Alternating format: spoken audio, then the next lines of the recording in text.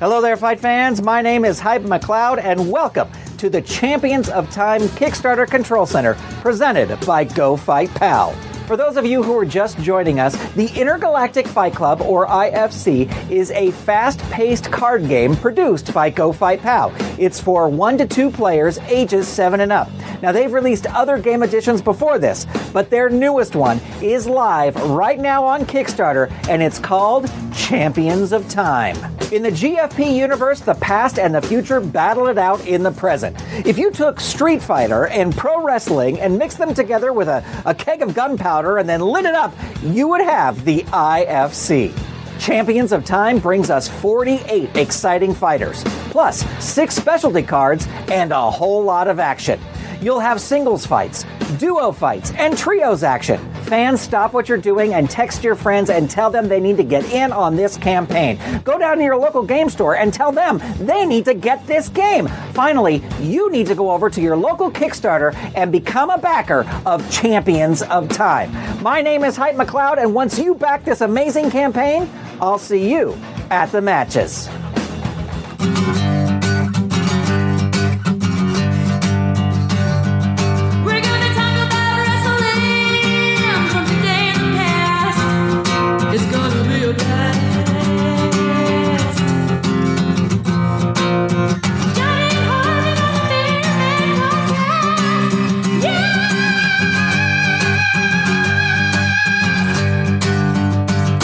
Hitting record now. Hey, there it is. We're live. What's going on, Harmon? How are you? It's definitely sex. Sexy weightlifting? Oh man, I haven't heard that in a while. I grew up on those Adam Sandler. I was listening to those long before I should have, hiding them from my parents. Yeah, I had them on a mixed tape. Or a blank tape, I recorded the albums, and so they were. Tapes kids were these devices that had 2 holes in them and actually had a ribbon inside. Yeah, analog kids. That's what we call analog. So they were my parents couldn't tell what they were, so it was nice. But yeah, Boner Jams '98. Boner Jams. I'll leave this giant box of porn for you. Oh man, so what are we gonna do tonight? We're gonna talk a little Elimination Chamber, I guess. That's kind of the most notable thing that has happened recently this month. I watched some of it. Yeah, I watched most of it. I think I watched all of it. Some of it I was daydreaming a little bit. Some of it I was browsing on my phone. But can I just get something off my chest? I watched the end. I watched the end of Elimination Chamber. Yeah. I watched Raw. I watched some SmackDown. Yes. And it is so fucked up that John Cena can lose 5 out of his last 8 matches. Then just go to SmackDown and declare himself, he wants to go to WrestleMania, so he's going to declare himself to be in that fatal 5-way, and they just let him in, and then he wins and he's in. But guys who are busting ass like Rusev are completely left off the show. Rusev was out there with Aiden English when he was fighting Nakamura on SmackDown, but it's ridiculous. Yeah, man, that's the way it's always been, though. Cena's always had that that gateway, man, that fast track. I mean, he's Cena. He can do whatever the hell he wants, and they love that. And the thing is, that's just for me. Why are they intent on giving us what we don't want? People don't want Roman Reigns. People don't want Brock Lesnar. They don't want John Cena. Yeah. So let's just keep shoving that shit right down your face. I know, man. Did you hear how abruptly the wind got taken out of that entire crowd on Raw when Cena did the Undertaker jab, and then the crowd went fucking nuts, and then he was like, but that's never gonna happen, and then the crowd you could hear a pin drop. I was like, oh my god, what are they doing? Really? Why would you do this? This is a terrible idea. Why? What the fuck? Were they just testing it out or what? I mean, he's got to fight Taker at Mania. He's got to. Well, now there's a report out there saying that Rey Mysterio was backstage at SmackDown last night, and they're working on something for him and Cena for WrestleMania. See, I don't know. Nobody wants to see that unless Cena goes full heel, because they're both just there's no way you're gonna make Rey heel in 4 weeks. Yeah, I don't know about that. I'm not excited to see that match at all. Like, will it be a good match? Sure, it'd be great, but like, there's nothing behind it. Like, just two aging like wrestlers like wrestling at WrestleMania for no reason at all. Like, come on. Like, I get at least the Cena Undertaker thing makes sense because they've been around forever at the same time and never, like Cena was saying, never stood face to face on the grandest stage of them all. Like, and people have been talking about that for a couple of years now, that would be a good way for Taker to go out. And like, they've just spoiled like every single way for Taker to go out. And this is probably like the last hurrah, the last thing that would make it probably acceptable, you know? And I bought right in when Cena was talking about it. I was like, dude, fuck yeah. I bought right in. I was like, this is great. I'm excited about this. And then, you know, but that match is never going to happen. Oh, come on. Like, whose idea was that? That was such a blow. Ugh. Did not like that at all. I mean, I was laughing. Man, like, I don't get it. I mean, Seth Rollins is as hot as he's ever been right now. Braun Strowman is just killing it. Yeah. You know, guys like, you know, Rusev and Kevin Owens and Sami Zayn, those are guys who are doing awesome stuff. But SmackDown sucks right now. Yeah, what's going on with SmackDown? Just, the whole Shane DB stuff has gone on for far too long with zero payoff. You know, that it's just getting really stale. So it's funny. I was talking to Greg the other day, Gregulator, and we were kind of talking about that situation, and we were just saying that, you know, the payoff that we all want is just probably impossible because it's not going to happen. Like, I don't think that they're going to clear Daniel Bryan probably ever, even though there's all these whispers of, you know, him maybe being cleared and him like running ropes and stuff, and it might happen. I don't know. I'm not going to hold my breath. I would be shocked if they went that route with him and we actually got this payoff match between him and Shane. So I think that's what's kind of making this a little lackluster, is that we all kind of know that in the back of our heads that DB's not coming back. That and I don't know. I'm pissed off all the time, it seems like now, because like I'm still mad about last year where Luke Harper was about as, you know, intriguing of a character as you could get. And I wanted him to have a match at WrestleMania against Bray Wyatt, and it didn't happen. And they buried him after that. And turned him back into a tag team, which fine, whatever. But he was never going to be hotter than he was right then. Right. And just didn't strike while the iron was hot. Breezango, I mean, that was super hot 4 months ago. You know, you've done nothing with it. Yeah. Yeah. But hey, we're going to get the New Day versus the Usos for the 12th fucking time. Yeah. I don't get it either, man. They have a really hard time capitalizing on what's hot at the moment. It's strange. It's really strange. Like, they stick with one thing like too long, and they stick with it so long that they pass by something else that could have been great. Yeah. Or they just don't give this payoff. You know, there's just zero payoff in a lot of things. So, like, where's the payoff of any kind for Balor Club? Like, they worked together a couple times and then nothing. Yeah. Like, why aren't those guys like at ringside during Finn's matches? I know. I was thinking the same thing the other day. Like, when they didn't like at least accompany him out to Elimination Chamber, or when he came out on Raw, like to fight Miz. I was like, oh, where's Gallows and Anderson? Like, what the hell? Yeah, I don't get that either. Or like after the Rumble and after the first elimination for the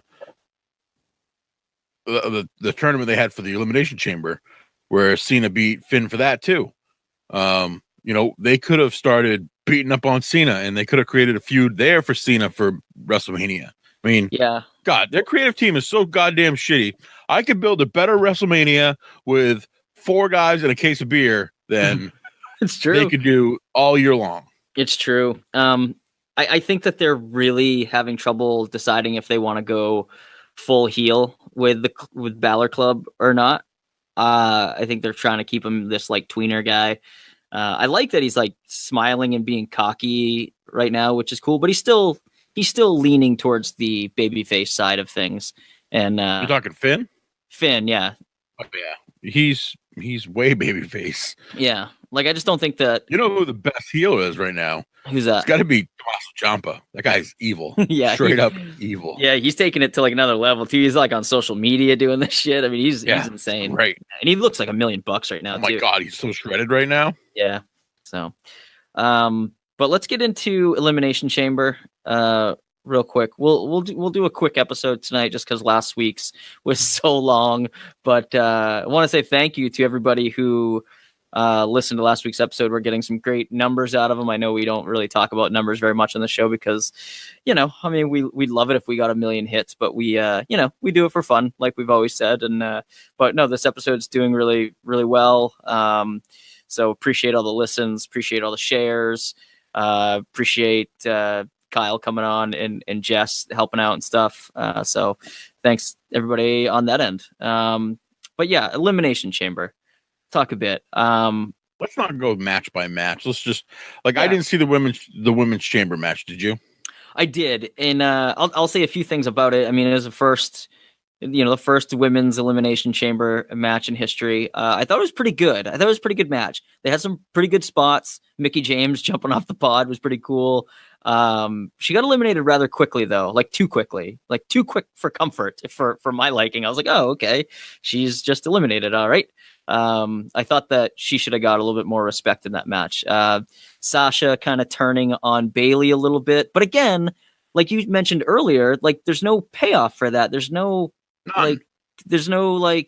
continuous. They were teamed together on Raw. Yeah, and I get it. You could chalk it up to oh, it's any woman for themselves in this kind of match, and Bailey would just understand that, and then they'd team the next night. But they don't have anything. They don't say anything about that. There's no filler. There's no backstage segment about it. There's no nothing. It's just we have to just assume that tonight's a new night and a new match, and whatever. But I mean, it was very. I mean, I thought Sasha was going full heel. I mean, she was throwing crazy elbows at Bailey, and I was like, Jesus, she's being really rough, and I was like, this isn't a friendly roll up, every woman for himself, she's doing some turn shit, and but then again, they just same old back on Raw. There's rumors that maybe one of them is going to actually turn full heel soon on each other, and they will feud, but who knows. But anyway, Alexa Bliss wins it, and I'm happy that she did. I think Alexa Bliss is really, really at the top of her game right now. The promo that she cut after was great. She was sobbing and, saying thank you and the whole follow your dreams thing. And then just on a dime turns it right around a full heel, saying that people they'll never be as good as her and stuff. And it was just great. It was such good heel work. They're all right. Oh, she is fantastic. She's great at what she does.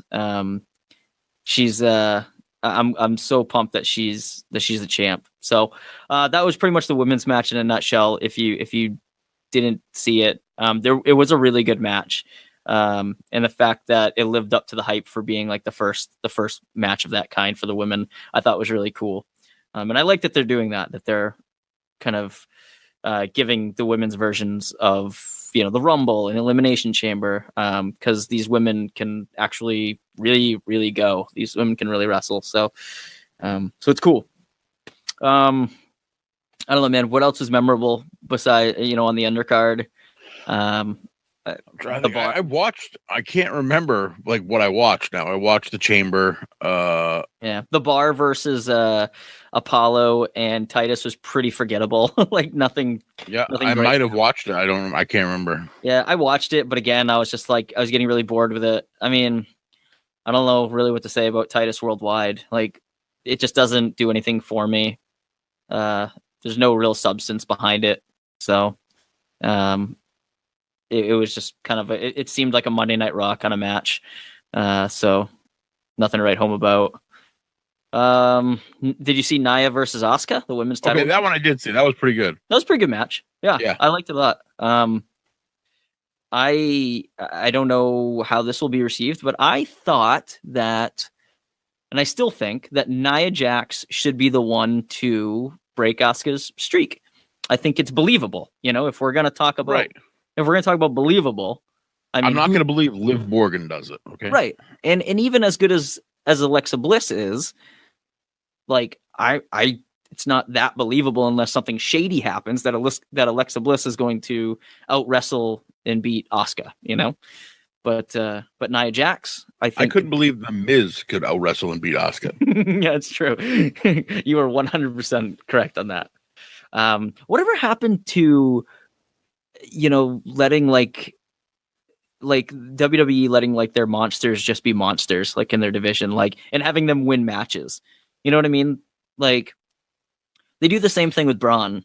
You know, he does and then he does all the work, and then they don't let him win. Yeah, you know, and that pisses me off. Like remember back in the day when Big Show, debuted for WCW as the Giant? Like on his first night, he decimated Hulk Hogan and became the world champ. Like, yeah, that's the dude didn't even know how to take a bump. Right. Like that should happen more often. That's how you like make a statement. You know, you make a statement by having a guy come in and decimate the champ, or a girl, you know, as a woman, it's Nia Jax, come in and just decimate someone who's undefeated. Right. And then you kind of get rid of that silly Asuka streak, and then she can have that accolade on her, like, oh, I broke the streak. Yeah. 250 matches without a loss. It's like, that's right. Looking pretty cool. Right. That's something that Nia Jax can hang her hat on.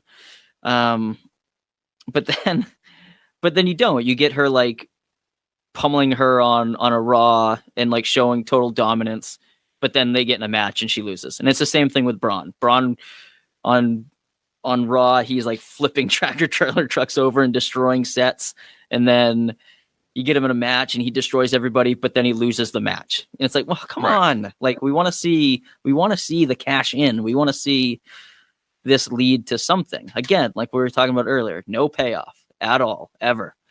So they got to start using their monsters like how they should be used. So, but anyway, Asuka versus Nia Jax.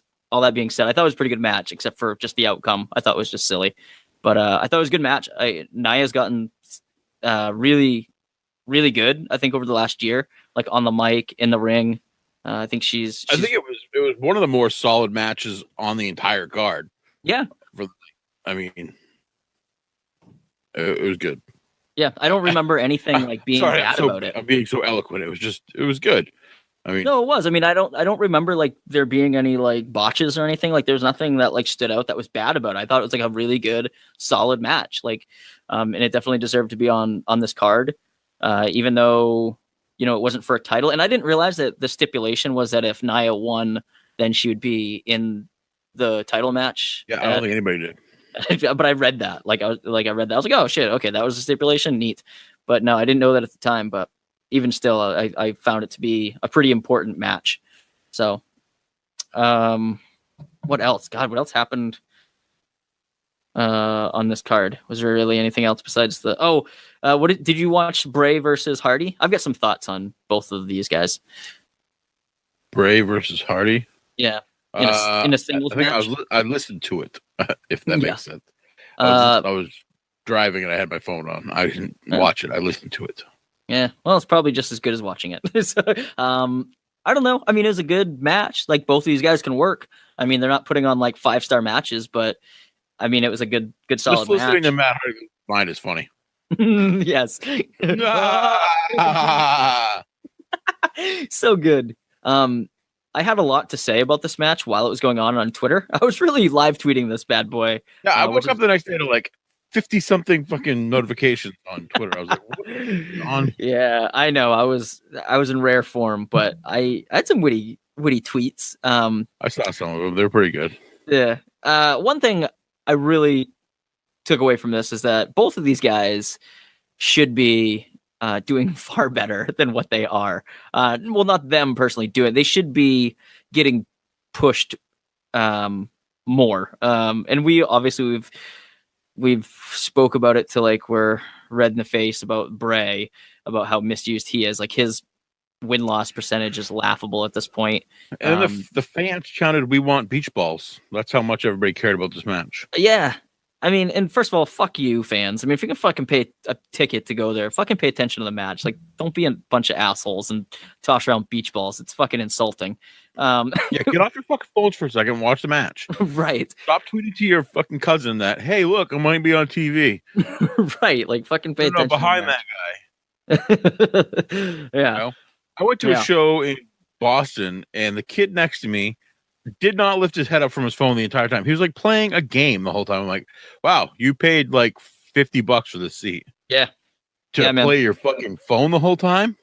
Yep. I had to do everything in my power not to slap it out of his hands. Yeah, dude. When I was when Graham and I went down to New York to see Sam Harris, there's a woman sitting right in front of me on her phone, like fucking watching cat videos and stuff. I'm like, are people's attention spans this fucking short? I'm like, dude, these tickets are like $80, like for this to see, one of the smartest minds that we have going today. The guy's a fucking neuroscientist.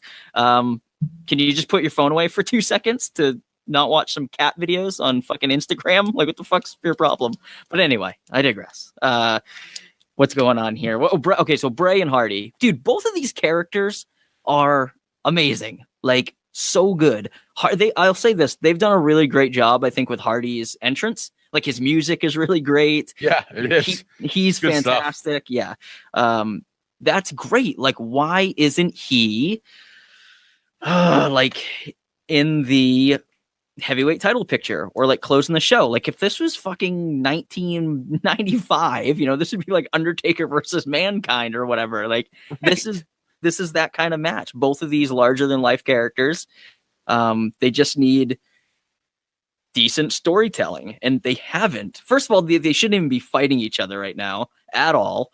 They should be attacking each other. It's like sometimes they build too much, and other times they don't let it build at all. It's one or the other. It's like, oh, it's never going to happen, or oh, wow, that happened kind of quick. Yeah. Well, my point is that this match, and there's one of my tweets, is that this match didn't help anybody, and it wouldn't help anybody no matter who won. Like, because Matt Hardy ended up winning this cleanly, by the way. So again, Bray loses clean. So his loss percentage just, keeps getting higher and higher. But so Hardy beats Wyatt clean and great. I mean, Bray Wyatt has a terrible winning percentage. So why does that help Matt Hardy at all? Like, oh, great, beat Bray Wyatt. So as 3/4 of the roster, it doesn't elevate Matt Hardy at all. And it just pushes Bray farther down. Like, nobody comes out of this situation advancing up the ladder, and I guess that's kind of my problem with it, is that both of these guys should be doing better. This time last year. What's that? Bray Wyatt was WWE champion the last time this year. Yeah, isn't that crazy? This time last year. That's crazy. Right. Yeah, he won the championship at Elimination Chamber. That's nuts. Yeah. And a year later, he's losing clean to Matt Hardy in a singles match, like, the bathroom break, the match right before the main event. Why wouldn't you have given somebody else for Matt Hardy and like watch him slowly break down, and then have Bray get like interested in like what the fuck was going on? Not just like instantly like, well, this guy's crazy, he's telling lies, I'm a god. Right. Yeah. I don't know. Give the guy some momentum to usurp your fucking crazy godness, not just like right off the bat, like, oh no, he's a threat to your, supposed godhood. Yeah. They've just ruined Bray so much that it's just nothing's believable about him. I mean, he should be the leader of like this cult kind of flock-esque of people, like he was with the Wyatt family. And Bray Wyatt shouldn't be fighting Matt Hardy at Elimination Chamber. Matt Hardy should be fighting like Luke Harper or somebody. You know what I mean? Like one of the members. And then, do you think they're afraid of factions nowadays? I think that they are. I don't know why, but they don't. Like, even Titus Worldwide like started to be, and now it's not. Yeah, like, I don't get it. I don't get why they can't just have more factions. Like, yeah, like Tozawa was in there, and now it's just. Yeah. Now it's just like primetime players, like 2.0. Like, I don't get it. I don't get it. Like, why can't they add more people? Like, just have Titus, like, and what happened to Titus Worldwide? What happened to Titus just being like the agent? Like, that was a cool role for him. Like, right. And bring in a guy like Apollo Crews and like manage him, bring in Tozawa, bring in a couple other guys, have this faction of guys like Titus Worldwide or Titus O'Neil is a likable character. Like he's funny, he's good on the mic, like he has charisma. Like just use that. Like you don't always have to put him in the ring because he's a big dude. Like it just doesn't. And make they any had sense. What's her face? They were Dana Brooke, like running their books or something. Yeah. I mean, that was a good role for her. I mean, get her into something. Yeah. She's not doing shit right now. Yeah. Like I get it, but they just don't. But again, like they just don't do much with it. Like, oh, have this like tag title match for a week, Okay, and then but people are talking about Gargano coming up to like the main roster now that he's not on NXT anymore. Please to God, don't. Yeah, what's he gonna do? WWE is where you come to for your career to die. It seems like now it's just too populated. Too many people there. Too many stars.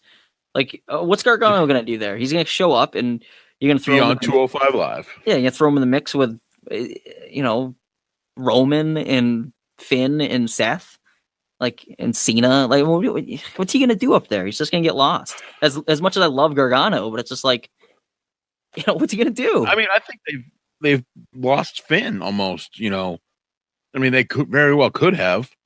Yeah. I can sit here and bitch about WWE booking all day long. I know. And not give two shits about what else we talk about on the show. Just tear them down. That's essentially what we're doing right now. So I want Seth Rollins to just come out with a gas can and just burn it down. Yeah. Seth Rollins is phenomenal right now. That guy is killing it. Absolutely killing it. Killing it. He should be facing Brock Lesnar at WrestleMania. But no, we got Roman Reigns again. Yeah. Everybody's favorite. They should have made that a three-way. Like, hands down, they should have made that a three-way. I mean, there's the history there, of Seth cashing in, and they could have played it off as like, well, he cashed in. He was like a super fresh guy in a match that had already been going on. They could have like, you know what I mean? They could have been like, oh, let's see how you do if you're in the match for its entirety, like with these two monsters, and then have him come out on top. I think the crowd would really like that. But who knows? Maybe I'm just a Seth Rollins mark, but I don't know. I think Roman definitely takes the belt off of Brock, and then I think the crowd boos the shit out of Brock him. No showing Raw. Yeah, I don't know. I don't know how shoot that is. I think that's pretty. If it's, I'm kind of torn because I think that it's a work, but I don't want to give WWE that much credit for writing such a good work because it is. It was a great way to put Roman over as the face and to tell everybody in Elimination Chamber, watch to see what the reaction is by Brock Lesnar on Monday night, and then not have him show up. Yeah, and then you get the fans automatically on Roman's side because Roman comes out and he, does this, shoot, and I'm putting air quotes here, like this shoot promo on Lesnar. I mean, does he really think Lesnar is a piece of garbage? No, they probably hang out backstage. Like, you know what I mean? It's, but the crowd. Really? You think Brock has friends? Well, I don't think he has, but I don't think that they like hate each other. I mean, they probably work fine, but I don't know. I've heard that Brock, ran out of dates or something, or they already used, all of what they could use for Brock or something, and he refused to show up, which I think is bullshit. I think that this is just a nice, elaborate work, and I think that it's done nicely. So good on you, WWE. All right, you want to know what else? You don't want to know what else grinds my gears? Yes, bring it. Fucking Kurt Angle. Ugh. I do not want to see him wrestle Triple H. I don't either. Dude, I mean, WrestleMania has gone from the show of shows to the shows where the McMahons get to do what they want. Yeah. I mean, are we going to have a Shane McMahon match? We probably will. Yeah. Are we going to have a Triple H match? We probably will.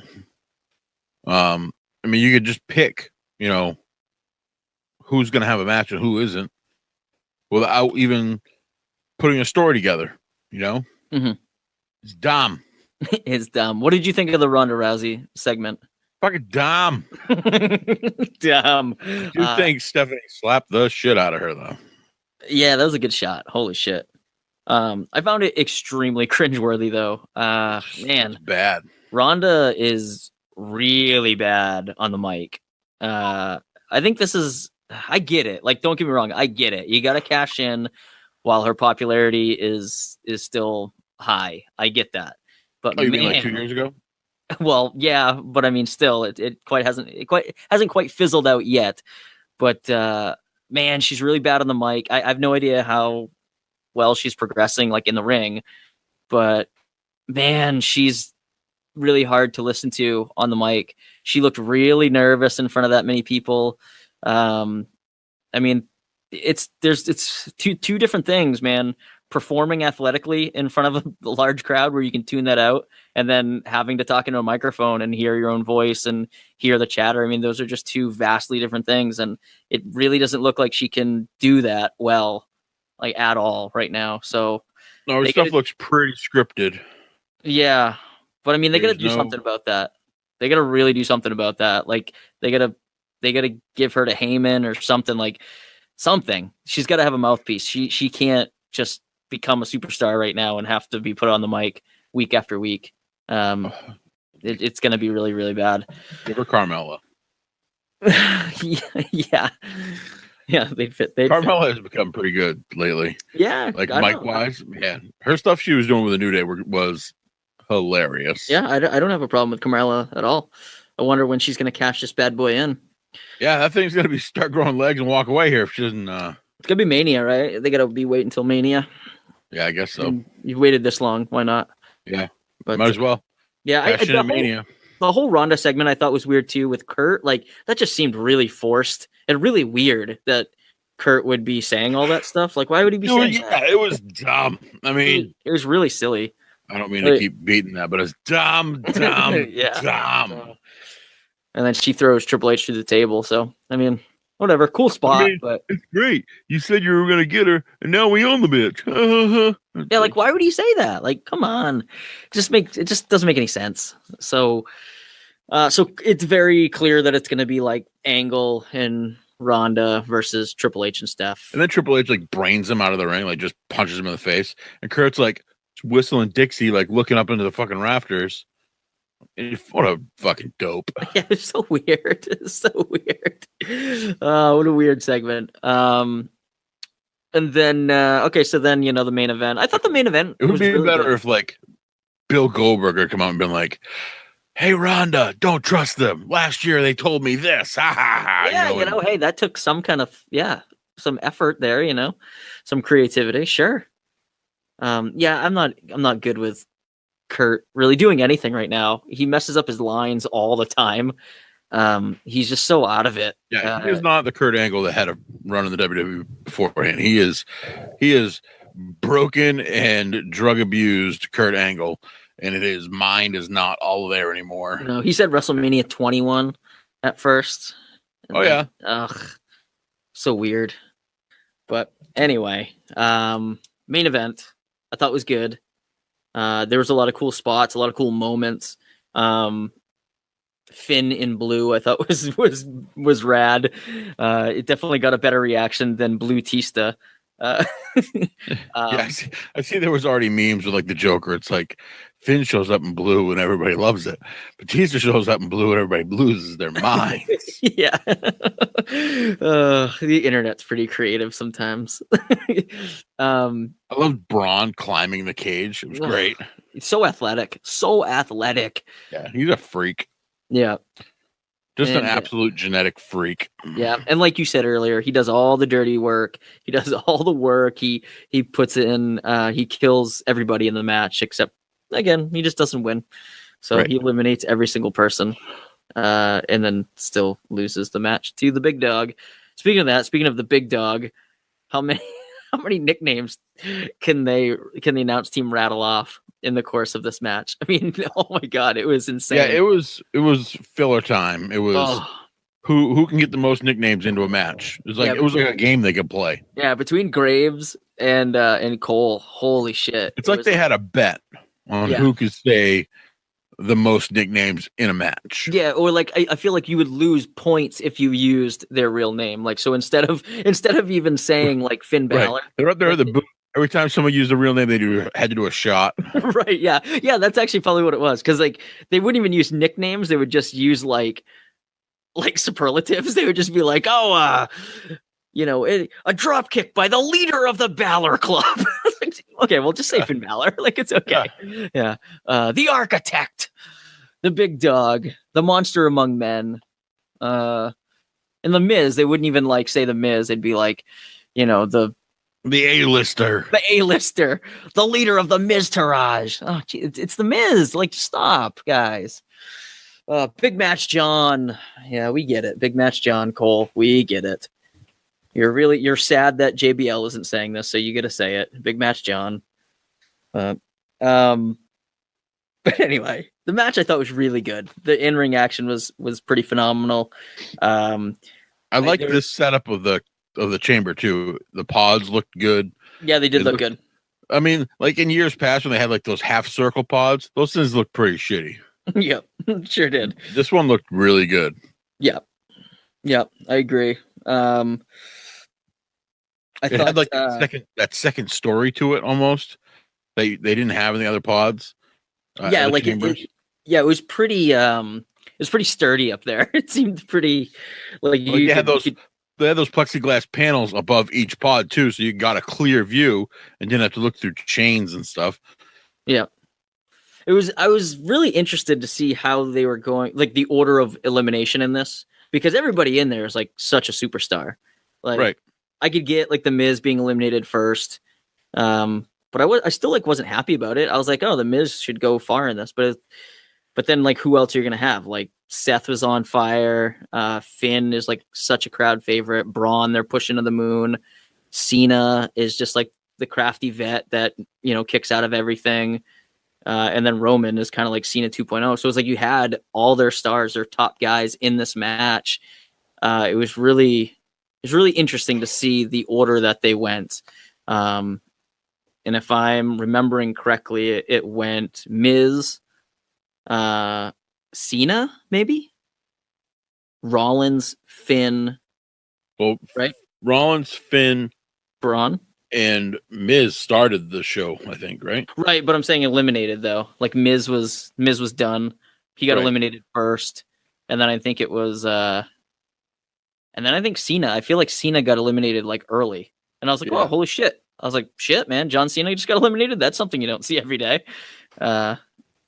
So I don't know, but yeah, it was like, what was the argument? I mean, they're all like your top superstars. Like they obviously all have to be eliminated. So, Braun going through the plexi, classic big man spot. I like how Braun's losing and then immediately getting up and beating the fuck out of that guy. Yeah, and how come? I was wondering that too. Like, how come Roman wasn't like feeling that the next night on Raw? Like that's a problem with me, is that if you're gonna like lose the match, get up and like beat the shit out of Roman Reigns, like wouldn't Roman Reigns be like pissed off about that the next night? Or wouldn't Roman at least be like limping or have some sore ribs or something? Yeah, have his ribs taped or nope. There's nothing to that. So then why did he even do it? So why did Braun even beat him up after? Like, right. It just doesn't make any sense. I don't know. But Cena had a pretty good, like the Raw talk after. I don't know if you saw that, but where he was like all distraught and all. Well, he's an actor, John. Dude, that Cena, that was gold though, man. Given it, he was great. That was a really good moment from Cena. He was really selling it. He's come a long way from just doing the silly hustle, loyalty, respect stuff. Did you see my tweet to Delmy? Oh yeah, Delmy Exo got a. She got a tweet on TV. She got a tweet on TV. Yeah, you're famous now. That was cool. That was cool. I love that when stuff like that pops up and you know the person. Yeah, very neat. I was like, oop, rewind, pause. Yep. Yeah. So I mean, I don't know, man. I don't really have too much more to say about Elimination Chamber. I mean, I thought that was a good match. Um, you know, not too much to complain about, except for, maybe Braun should have gone over, or somebody. I mean, I don't know. I think that would be an interesting angle, or Seth or somebody. I mean, I'm not thrilled about. As it stands right now, I'm not jacked for WrestleMania. I mean, neither. I'm not excited for Roman versus Brock. I mean, we saw it. We saw that match, and no matter, everybody says, "Oh, well, Seth Rollins cashed in." Well, whatever, man. Like, they fought for a good while, like, before Seth cashed in. I mean, it totally looked like Roman was going to start bleeding from the face and, get beat. Yeah. So, I mean, we saw this match already. Like, I don't understand it. I mean, I don't get it. It's not like Seth cashed in the first 5 minutes. He didn't cash in until like 15 minutes. Right. So who knows? I don't know, but I think that they just want to put the belt back on Roman, and Brock, probably go away again. I don't know what the deal is with this contract, but I know he's got some chatter going back to UFC, which is insane. I can't imagine him going back to UFC, or UFC wanting him back. He's like failed like two drug tests. Almost got them sued by Mark Hunt. I don't know if Mark Hunt, I think, is suing them. Or maybe they settled it or something, but that was a thing that, like, Mark Hunt was going to sue, or is suing UFC, because in the last like 3 opponents that he fought all tested positive for like HGH or whatever, and Brock was one of them. And he was like, Jesus Christ, man, I could die in there. Like, what are you guys doing to me? Yeah, so you got to get me killed. Yeah, and that was like Brock's like second offense, I think. So I think he was suspended for some amount of time, but now, a whole year. But now he can come back. It's like, come on, stop it. So, like, is John Jones ever going to fight again? I don't know. That guy's out of his mind. All the talent in the world, and then just can't stay clean. Just ridiculous. So, but anyway, man, that was pretty much it. Elimination Chamber, some Raw. I haven't caught up to SmackDown yet. I'll probably watch it on Friday. You don't have to. It's not worth it. No. What's going on with Sammy and KO? That started out. They're getting screwed again. They're getting screwed. See, that has such potential. Like, Daniel Bryan stayed for their match and then went home after that. Oh my God. It just has such potential. Like, those are two great characters who've been putting in the work and doing really great things, but there's again no payoff. Like, you gotta have levels, man. You gotta advance the storyline to a certain point and then have a payoff. Oh, Ziggler came out and busted out a zigzag on Sami Zayn and Baron Corbin. Yeah, so what's that about? He came out first and punched and dropped. He super kicked Kevin Owens in the face while he was sitting there on commentary, and then waited for Baron Corbin to pin Zayn, and then went in and gave Corbin the zigzag. Dude, what? Why? I don't know. Like, what's going on with Ziggs? Like, are they making him a face again? Like, what's happening? Him heel. Making him heel? How is he heel though? If he's hitting Corbin, isn't Corbin a? I don't know. He's more heel than Corbin. I don't know. I don't know. They've completely lost me with Ziggler. Like, I don't know what they're doing with that guy. And he just signed like another contract with them. Like, great. What are you gonna do?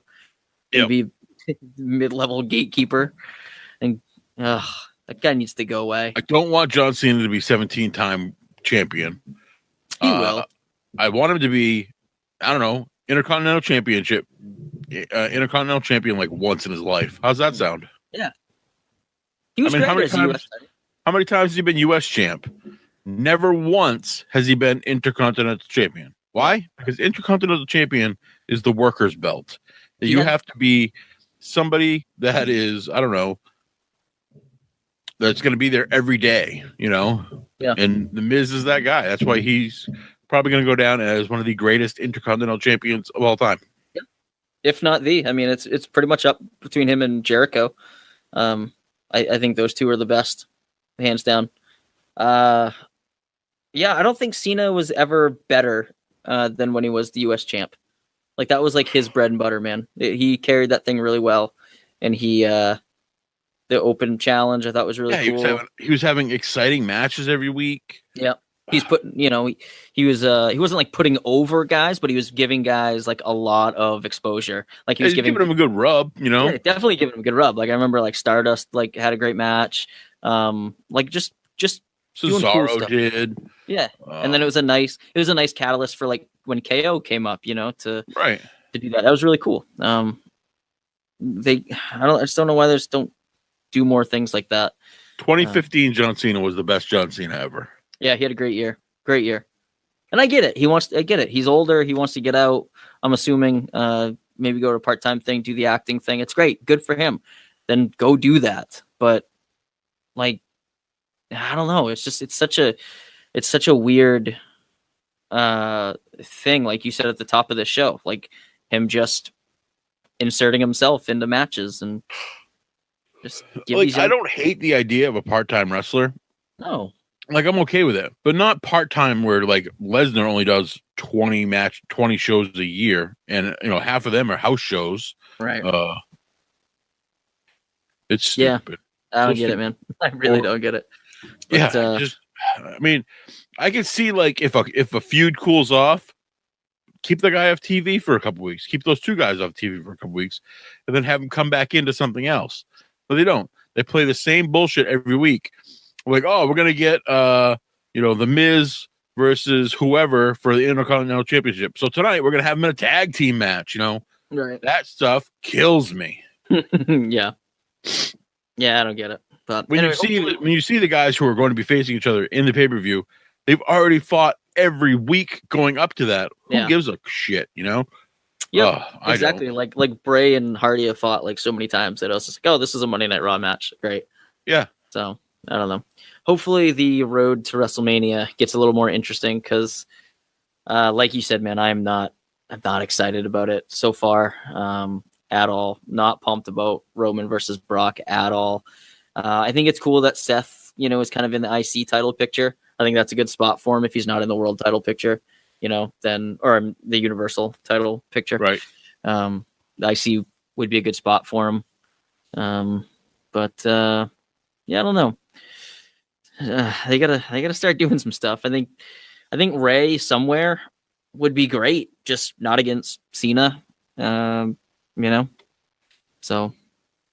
but we'll see. We'll see, man. We'll see how it goes.